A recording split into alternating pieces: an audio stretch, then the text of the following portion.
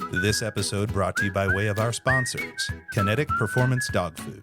Kinetic's line of premium dry food and supplements provides clean, sustainable energy for everyday active, sporting, and working dogs. Visit kineticdogfood.com for details.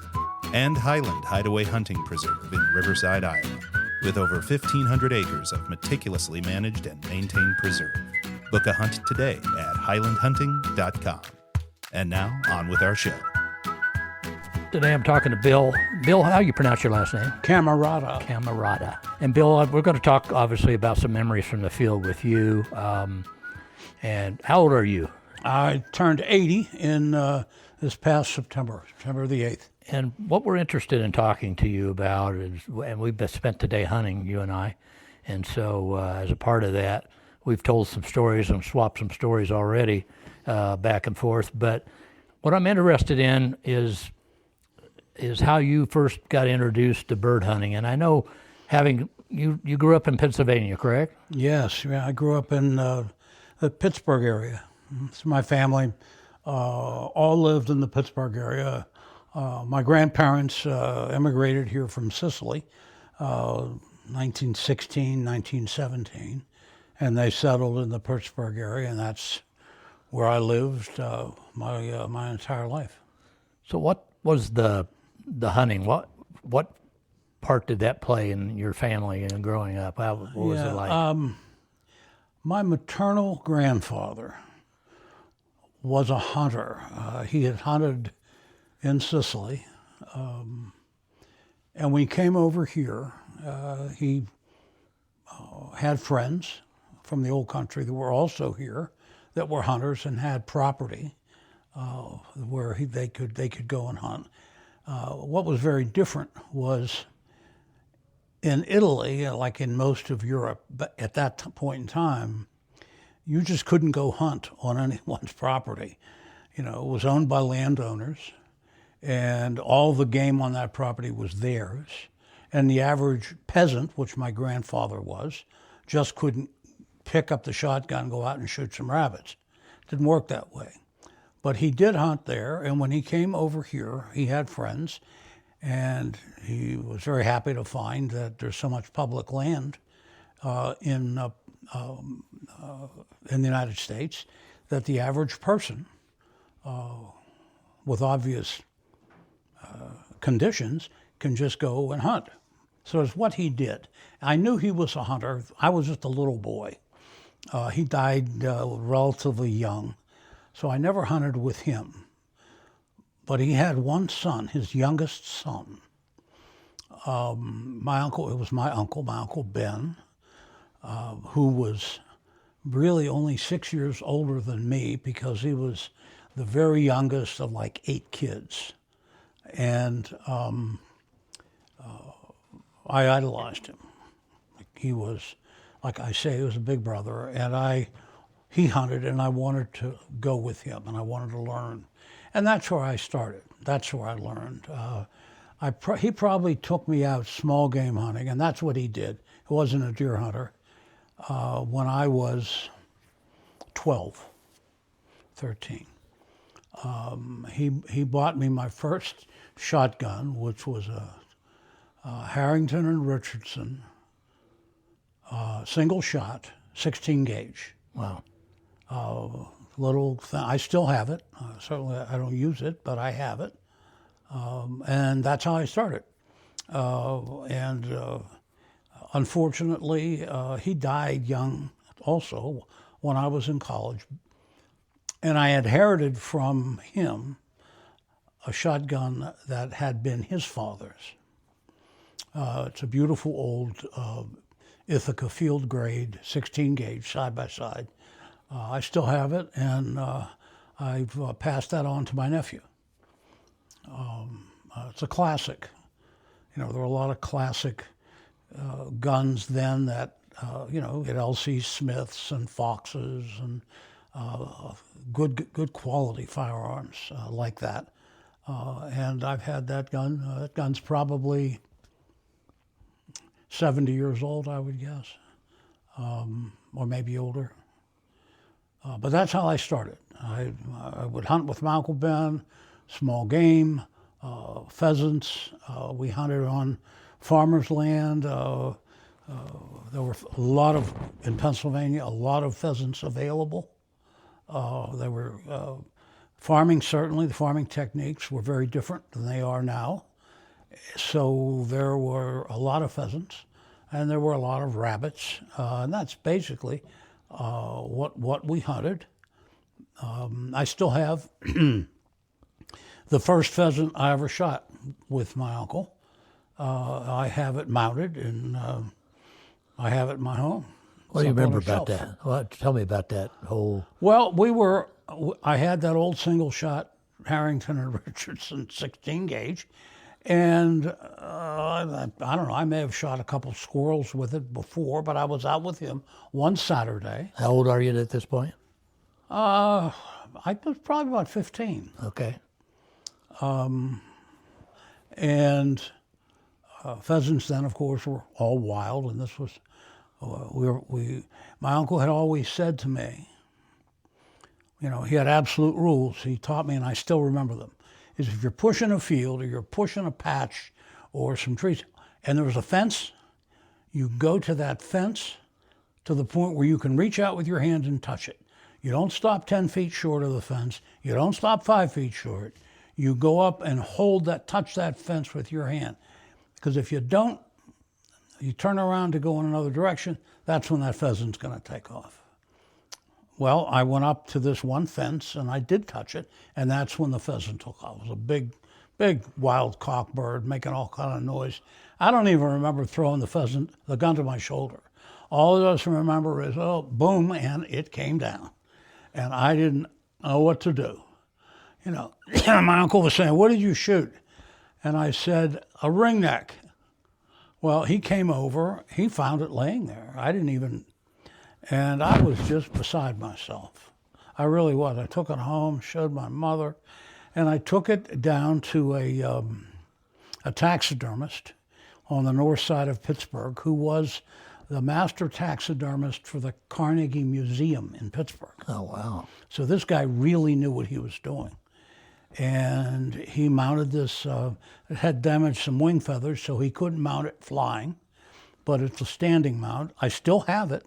You know, it's faded, it's old and dusty, kind of like me. and it's still there. You know, it's on a shelf, and we have cleaning ladies that come into the house, and I say to them, don't touch it. You never touch that. There's certain things you don't touch. Clean everything else, don't touch that. And so that old bird would be pretty old by now then. Oh, yeah, he would be pretty old. Yeah, it was, I think, 1959 or 1960. Oh, wow. So you do the math. So yeah.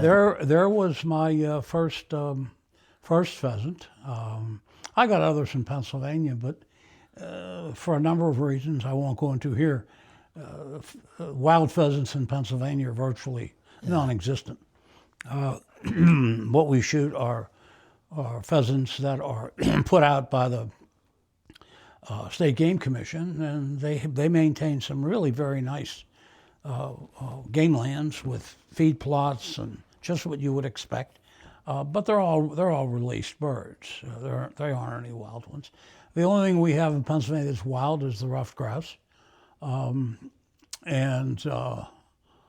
I remember the first one of those that I got. It was probably mid-late 60s. It was right before I went into the service, which was 1966.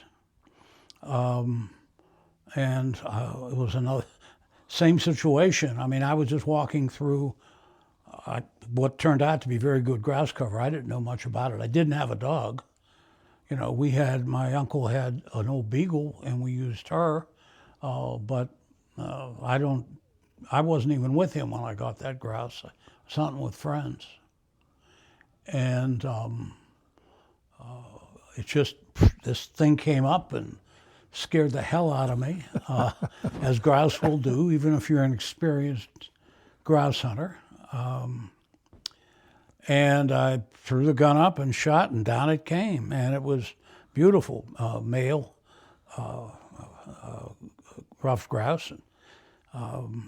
I took it to a taxidermist and had it mounted. It's flying mount. Still have that on the wall. The next week after that, I shot my first woodcock, and it was a big female. They're bigger than the males, and I had that mounted. I still have those, all on my wall. My wife is thrilled by this, by the way. But so today, when you go in the house and you see those mounts, what does that? Does that conjure up some memories of? You mean mine? Yes. When you see your mounts, every time I look at them, I've gotten one really trophy quality whitetail buck in my life, big 12-point, and that's big for Pennsylvania. But it was a big old boy. His rack was palmated. It really heavy rack. Took him with one shot from my 243. He was about 100 yards away, and he fell down dead. That was that. I was really lucky to get him. But I see these things every day because they're in a part of our house where we have our television, sure, and our recliners, and I see them every day, and I know what they are, and I know what they represent as a significant part of my life. Yeah. Now, at some point, you kind of introduced the dog into the hunting, the bird hunting. Mm-hmm. When did that start for you? For me, I got my first Brittany, my first bird dog, in 1985. It was a female. Her name was Rosie. She was a pretty good dog. I was a terrible trainer. I didn't know anything, really, about training bird dogs. I got a couple books and read them, and she had good natural ability, and she could find them. And I was hunting with a man who became a close friend of mine, who was quite a bit older, and we would hunt together with her as our bird dog. When she died at 15, it would have been in 2000, because I got her in 85. And that's when I got my first really good Brittany, because I did a lot of homework in terms of the breeder, and I talked to people, and I trained myself before I got Danny.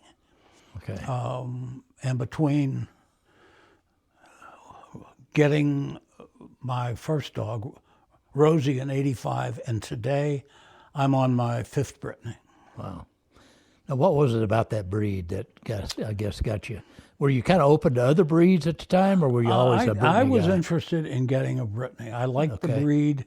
I had talked with people about them.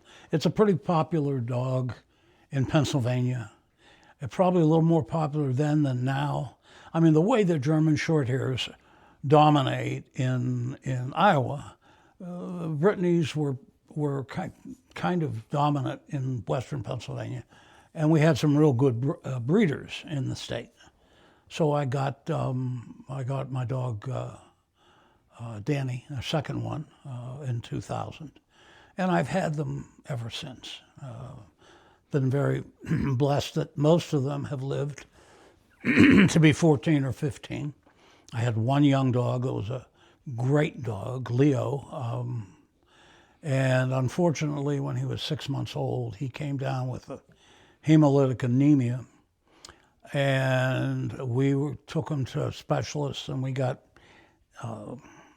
transfusions, and he snapped out of it at 6 months, but as often happens with that disease in dogs, it came back when he was 4, and we couldn't save him. I took him to Columbus, Ohio, to the veterinary school at Ohio State, and spent a fortune on trying to save that dog, and we couldn't. He was a good one. It's what you do, though, when it's your family like that. Oh yeah. Oh man, yeah. You don't even think about it. We just did it. Now, at some point, when your first dog, Rosie, Mm-hmm. Even though you said that you were kind of learning the training game, which we all have been through that. You remember her first point, or you remember what that was like? Her first point on grouse my friend, this older gentleman, a guy named John Tillman, was hunting with me, and we were hunting down in southwestern Pennsylvania, down in Greene County, which is very good grouse cover. It was. He said to me, we were on a hillside, he says, Rosie's on point. And by the time I turned to go over to where she was, a bird took off, and my friend John took the bird. He shot it. It was a good shot. And that was the first one. And then I shot some over her.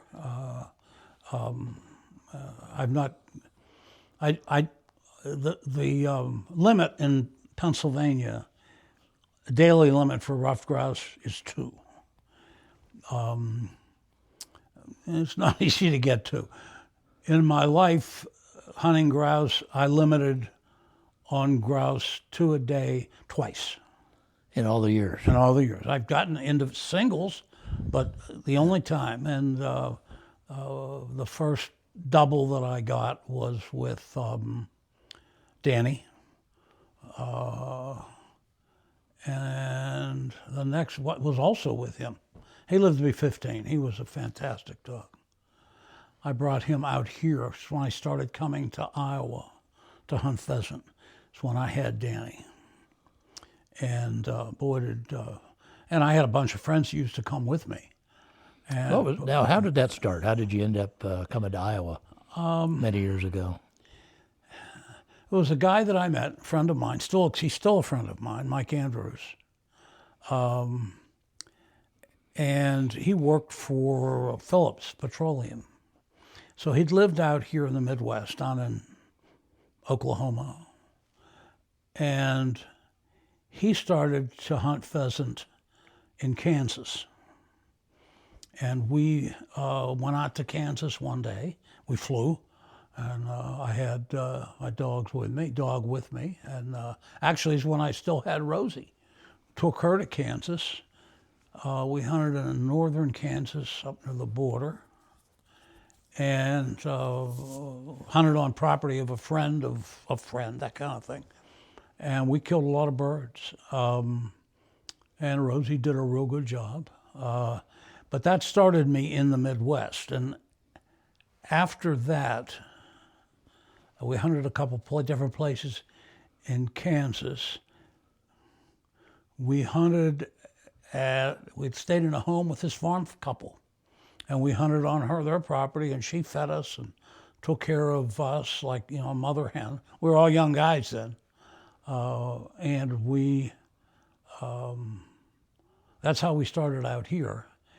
I'm trying to remember, the place we used to come all the time was this place outside of Sigourney, Iowa,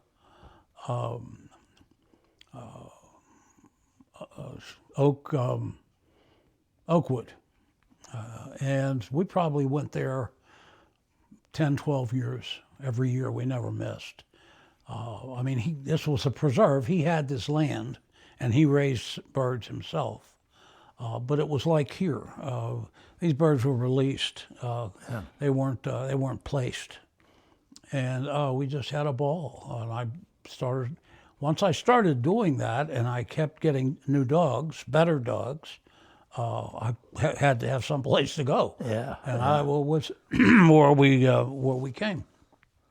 And eventually, with one other place we used to go to after Oakwood closed, started coming here to Highland Hunting Preserve. And Ron Rath was the owner. Yeah.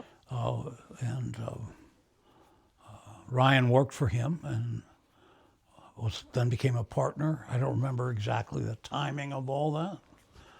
But we found a place that we really loved to come every year. So if you had to explain, and I've tried to do this too, people have asked me about hunting, without dogs, which I guess now I can't even imagine doing that. What's the point? Do you feel the same way? I feel exactly the same way. What's the point? I know when the dog that I have now, Johnny, is 7 years old. The dog we had before him was Rudy, who lived to be almost 15. He was a wonder.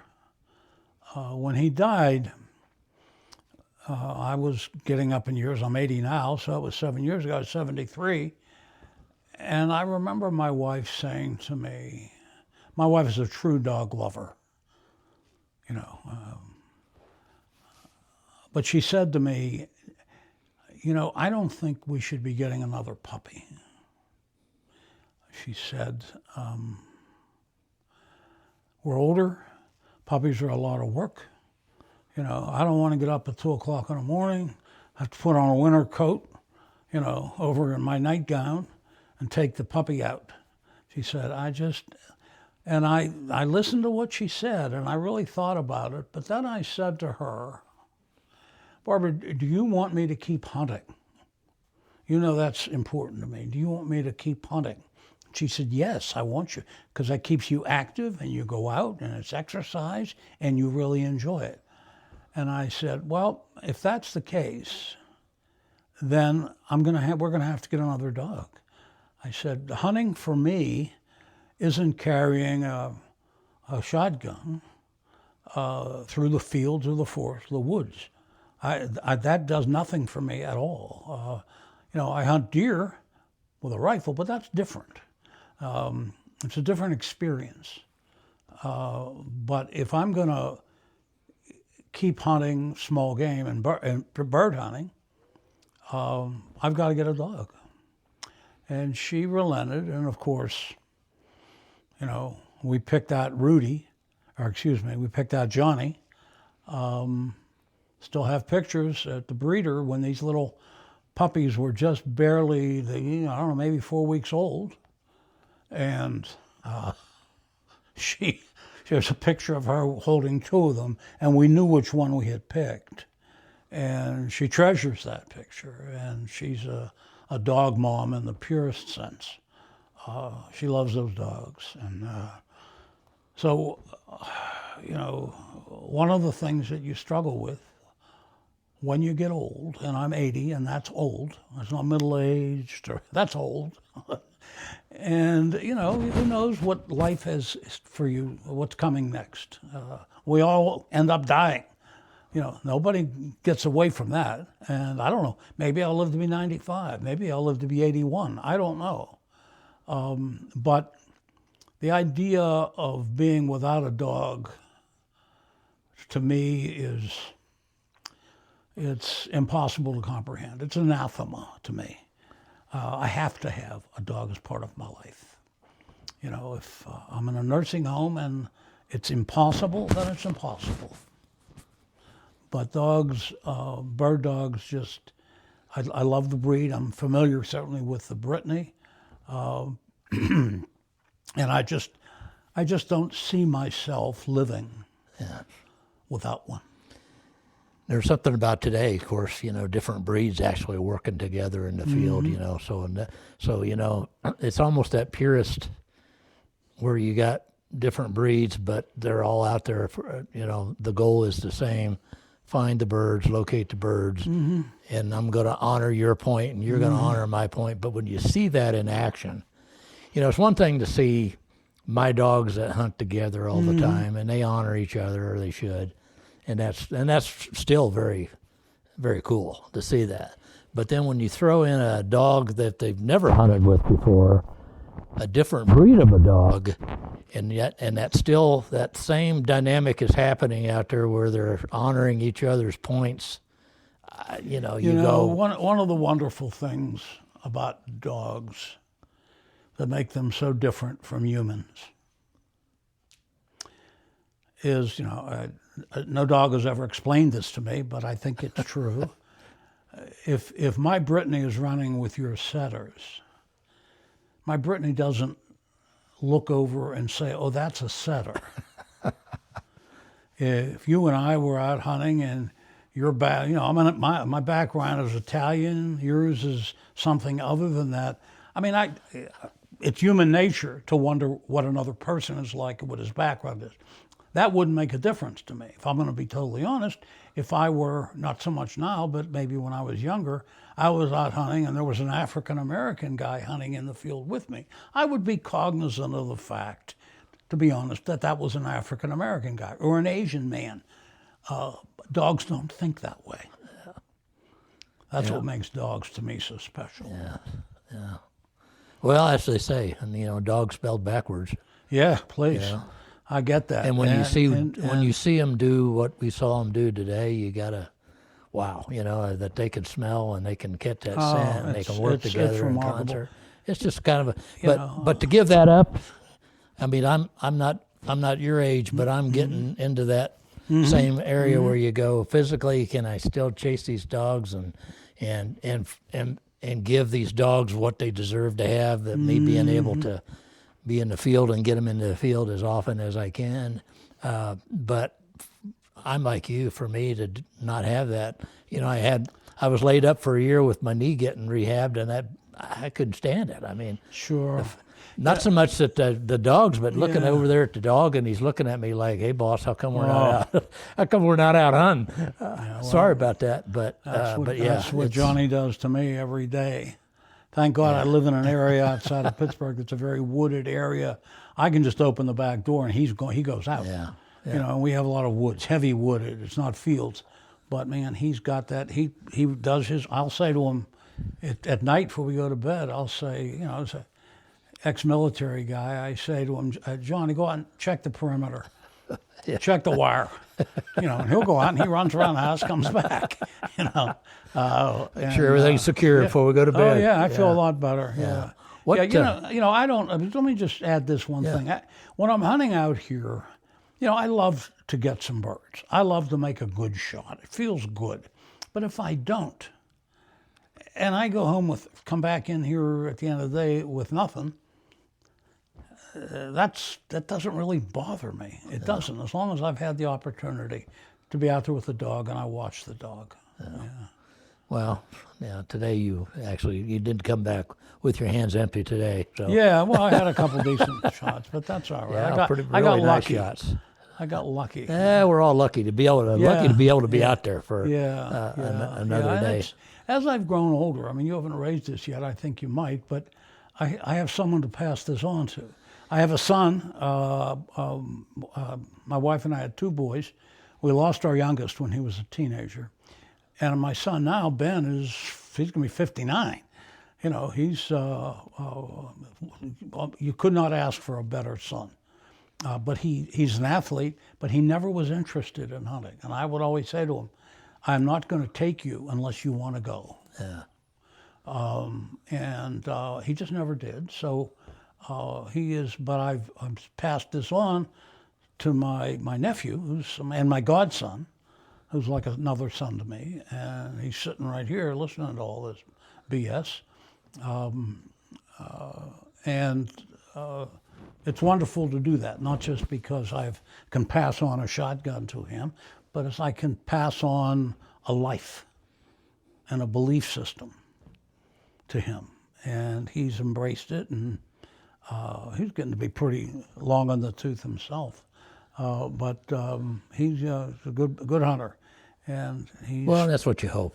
Because that's a big part of it for you, right? As you're 80 years old and you're thinking, well, but I want to experience these days in the field with him, my nephew, and hopefully, he gets to share that time with you. And when we're gone, somebody is telling those stories, right? Sure. Well, I have, like I said, I have a son I have three grandsons. The oldest is 25, he just got married. I've got next one's 23, he's in the service, he's in the Army, he's over in Somalia. And my youngest is graduating this year from Penn State. The oldest has an interest in shooting and in hunting. He just got married, he's got a job, it's got him go all over the country.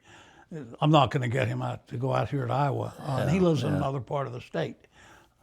However, what I'm counting on my nephew to do is to embrace his second cousin, I guess he would be, and to get him, whet that interest and develop that. Because I've got a couple of really nice guns. I got to leave them to somebody. I'm sure as hell not going to give them to strangers or sell them. They got to stay in the family. They got to stay in the family. Who am I going to give them to? Yeah. So, well, like I said, I told you out there today we were talking about that, and I've got my granddad shotgun. But it's just kind of like when you're gone and they're carrying that shotgun in the field, like someday it's part Sam of you. will be. It's part of you out there still. And, absolutely. And I think the gun that he was carrying today belonged to his great grandfather. His great grandfather. I mean, that's cool. I mean, and it is. I mean, I've hunted with guys with $4,000 shotguns, but give me the guy that has the gun that used to belong to his great granddad. Sure, you know what I mean? absolutely. It just means so much. And then when you where you're able to get a bird with it, it's kind of like kind of like Grandpa would be proud. Sure. But so what do you think it is about that? Bird hunters seem to have that a little more of that nostalgic legacy kind of thing. What do you think that's all about? Why is it? That's a good question. I've wondered about that from time to time. What makes or are bird hunters some kind of a special breed, more different than rabbit hunters, or different than varmint hunters, or different than certainly deer hunting, bear, that's big game. But in terms of to me, this is going to sound very lofty, but I think there's a pure nature to bird hunting with dogs that isn't there in varmint hunting. And I like that whole idea. There's of there being if I could call myself a purist of that type of activity. I just think it's different, and particularly when you involve the dogs. Right. And you don't use dogs to hunt deer. In parts of the country years ago they did. To run deer with hounds, but that's a whole different thing. And you don't use them to. I guess you can use them to hunt. You certainly use them to hunt rabbits. But I just maybe it just makes me feel better about myself. But I like to think that I'm part of some sort of a fraternity. Yeah. That embraces certain values and ethos and ethical standards, and I don't kill any animals that I don't consume, that I don't eat. I certainly eat pheasants, and certainly I eat grouse. If that's all I ate, I'd weigh about 40 pounds. I don't get enough grouse to do that. But, and I eat deer. My wife loves venison. Yeah. She wants me to go out. And I do. And I've come to the point where I go out for deer. I've got some big trophy buck on the wall. And if I see a nice big buck, great, I'll take it. But I'd rather have a nice fat doe than a small buck that needs some more years on this earth. So that's how I hunt. But that's, again, I believe we consume every deer that I kill. What kind of emotions today do you remember kind of feeling when we were out there in the field and your nephew Sam was really running your dog? Yeah. Was that a proud, what were you thinking? Sure. It's I wasn't with my Uncle Ben long enough. I started hunting with him, and he taught me a great deal. As I said, when I was about 12. I was a sophomore in college. I was 18, 19. And he was, again, only 6 years older than me. And he was killed in an automobile accident. And that was devastating to me, absolutely devastating, to the whole family.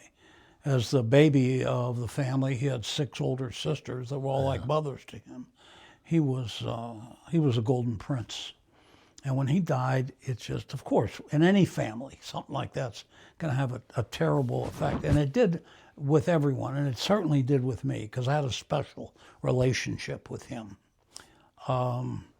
And I made up my mind that I was going to, my grandmother gave me the shotgun that he had had. It was his father's. And I made up my mind that I was going to keep hunting. And I was in college, and when I graduated from college, I was commissioned into the Army. And I was in the States. I was in Virginia 6 months and Missouri 6 months, and I took that shotgun with me. And I hunted small game and birds in both of those states, yeah. Then, of course, it was mid-'60s. I was sent to Vietnam in 1967, so I didn't hunt that year.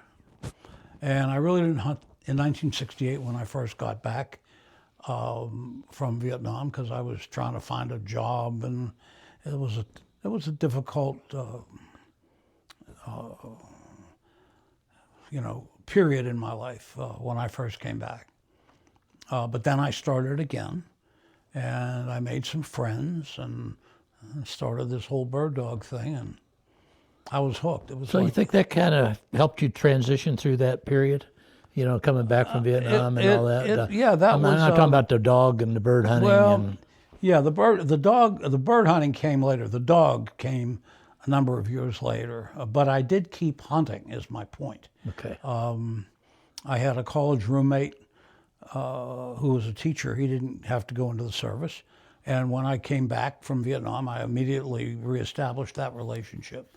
And that's how I really started deer hunting every year. I went with him up to the mountains of Pennsylvania, and small game also, because he lived in a rural area, and I used to hunt rabbits and pheasants with him. And we didn't have a dog then, but I kept it going, and it kind of grew and stayed where it is. And right now, as I say, I'm 80, I'm having health issues. I'm having problems with endurance, but I'm still going to do it as long as I probably wouldn't be advisable to be crawling with a shotgun, but anything short of that, I'll keep doing it, even if I can only do it for half an hour. That's kind of where I am. Yeah, I think that's tremendous. That's the story, and I'm sticking to it. Yeah, well, you only needed a half hour to get your limit today. So. Yeah, what are you going to do? Yeah. You didn't have to walk very far today to get Not your today, limit. no. But that's what we'll do. So we'll see what the rest of the season and next year brings. But well, Bill, I appreciate the time. Sure. Appreciate you sharing your memories from the field. Talking about myself. Well, it's kind of like those stories. That's kind of why I enjoy recording stories with hunters, especially those that are in our age group, because, when those of dogs gone by, dogs of the past, and we mention their names and we talk about memories that we have of them, it's, that's kind of what, as you mentioned, that's what this bird hunting with dogs is all about, is to remember that old guy that, I want to be clear about one thing. I mean, my love for dogs is obvious. I get very emotional when I talk about the dogs that I had and those who are gone. I really do. I get, I truly, truly love them. But, I'm a father and a grandfather, and I'm in that club that no one wants to join. My wife and I lost our youngest son when he was 15. There's no comparison between children and dogs. I mean, your children are your blood, they're your life, they're human beings. And now, no matter, some people say, well, you care more about your dogs than you do about your kids. No, I don't. Don't ever tell me that. And I can tell you, I think it's important as dog owners that we have a frame of reference that really has some reality to it. Our dogs are our dogs. They're not our kids. They don't have the same value to us. At least they don't to me. I just think it's important for anyone who ever might hear this to understand that I understand that difference. I do.